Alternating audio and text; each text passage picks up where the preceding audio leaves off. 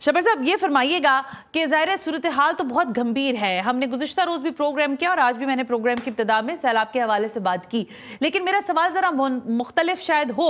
ये फरमाइएगा, ये जो सैलाब के बाद गिरा फरोशी आपको दिखाई दे रही है, या आपको लगता है कि ये अमूमी तौर पर इंतज़ामी नाअहली है जिसकी वजह से पूरे मुल्क से ज्यादा महंगी कीमत में कराची का लोग जो हैं, जो शहरी हैं, वो महंगा आटा खरीद रहे हैं, महंगी दालें खरीद रहे हैं, महंगी चीनी खरीद रहे हैं और अब महंगी सब्जी भी खरीदने पर मजबूर है?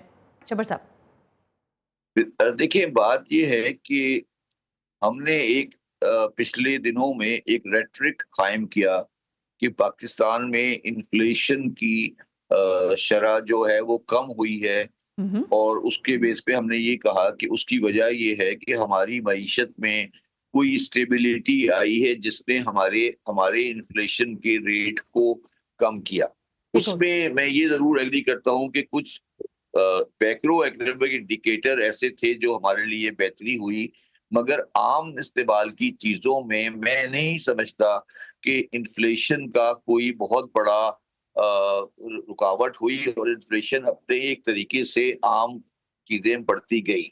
इसमें सना जो बुनियादी मसला है वो ये है जी सर। कि हमारे मुल्क में जो लोग समझते नहीं है कि इन्फ्लेशन जो है वो इन्फ्लेशन थ्योरेटिकल नहीं है। ओके। जो चीजें पैदा करने वाला है वो भी नुकसान में जा रहा है, और जो इस्तेमाल करने वाला है वो भी नुकसान में जा रहा है।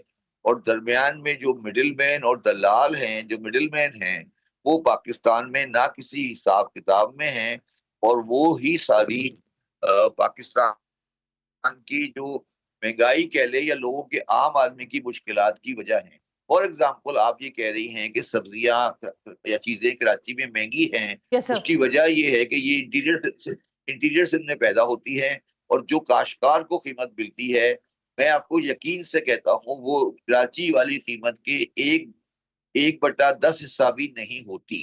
और अच्छा। ये सारा जो पैसा दरमियान में मिडिल मैन के हाथ में जा रहा है, और हम ना उसको टैक्स कर पा रहे हैं, ना उसे हम कंट्रोल कर पा रहे हैं, ना हम सप्लाई चेन को बेहतर कर पा रहे हैं। इसका इलाज जो है वो ये है कि हम कल्टीवेटर से डायरेक्टली अवेलेबल करें चीजों को, और वही इसका इलाज है कि महंगाई कम होगी। अदरवाइज कोई गवर्नमेंट डिप्टी कमिश्नर प्राइस लगा दे और ये चीजें कर दे, ये सब बेकार की बातें हैं। आपका जो पूरा सिस्टम है जी सर। आम, वो तकरीबन कोलैप्स कर चुका है इस बारे में, और पूरी इकोनॉमी जो है वो मिडिल मैनों के और दलालों के हाथ में चली गई है।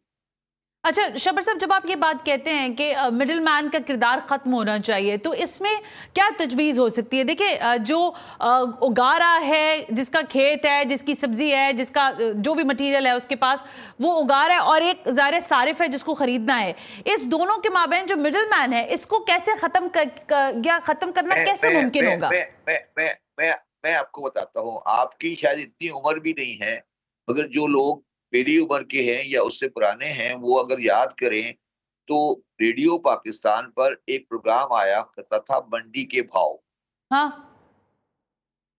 मंडी के भाव। ठीक है। और वो लाहौर में, कराची में मंडियों के भाव बताया करते थे कि आज मंडी में भिंडी की कीमत क्या है, हम्म। आज मंडी में आलू की कीमत क्या है, आज मंडी में जो भी चीजें हैं उनकी जी। कीमतें क्या हैं। आप मुझे बताएं कि पाकिस्तान का स्टेट टेलीविजन क्यों नहीं बता रहा 5 मिनट में कि ये आज मंडी का भाव है। मैं आपको यकीन से कहता हूँ सना, अगर आज मंडी का भाव बताया जाए, और वो मंडी का भाव बताया जाए कि टमाटर 2 रुपए किलो मिल रहा है और बाजार में 10 रुपए किलो मिल रहा है, तो एक काम जरूर होगा, लोग जाके टीवी स्टैंड को आग लगा देंगे, और लगाना चाहिए। तो ये जो आपका जो मीडिया है, जो आपका जो आपकी कम्युनिकेशन का जो गैप है, उसको इंटेंशनली छुपाया गया है।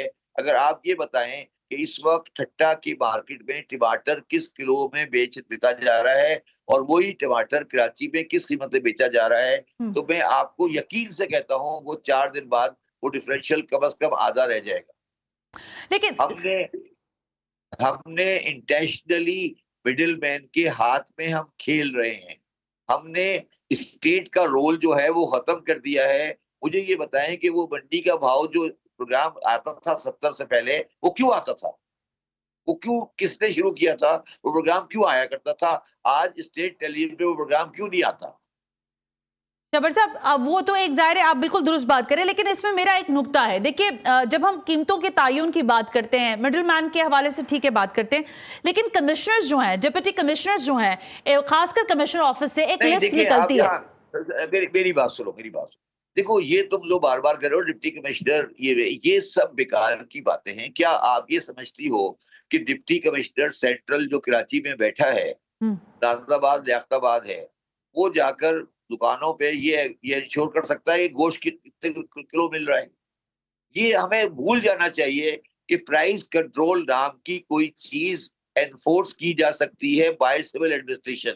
आप इस सिस्टम से निकलें प्लीज। आपके दिमाग में एक बात है कि एक प्राइस कंट्रोल कमेटी होगी और डिप्टी कमिश्नर का इंचार्ज होगा और वो डिसाइड करेगा कि डिस्ट्रिक्ट ईस्ट में गोश्त कितने रुपए किलो बेचना चाहिए।